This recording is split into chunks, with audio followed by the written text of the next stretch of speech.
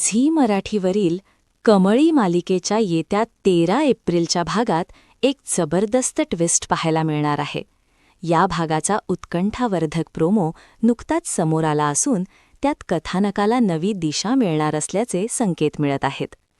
प्रोमोच्या सुरुवातीला आपण पाहतो की व्यसनाच्या आहारी गेलेला राजन आता पूर्णपणे बदललेला दिसतोय. तो अन्नपूर्णा आजींसमोर हात जोडून नतमस्तक होतो आणि डोळ्यांत पाणी आणून म्हणतो, आई, तुझी शपथ घेऊन सांगतो, इथून पुढे मी दारूला कधीच हात लावणार नाही. राजनमध्ये झालेला हा सकारात्मक बदल पाहून आजींना खूप आनंद होतो. हाच आनंद व्यक्त करण्यासाठी अन्नपूर्णा आजी नयनताराला फोन करतात.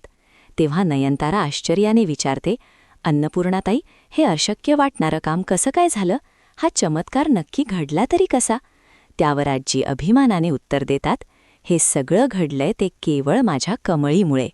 हे ऐकून नयनताराचा चेहरा पुन्हा एकदा पडतो. दुसरीकडे ऋषीच्या खोलीत निंगी, कमळी आणि ऋषी गप्पा मारत असतात. निंगी नेहमीप्रमाणे ऋषीची खोड काढत त्याला विचारते, काय हो सर, मनात लाडू फुटतायत ना? सांगा ना, तुम्हाला ती अनामिका कशी वाटली?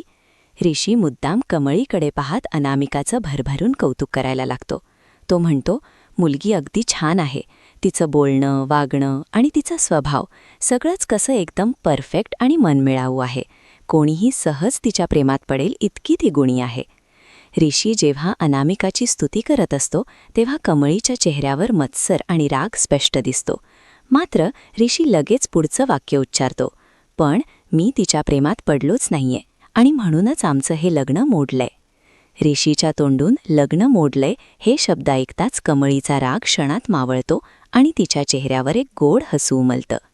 आपल्या मनातल्या भावना तिला लपवता येत नाहीत. पण हा आनंद जास्त काळ टिकणार का?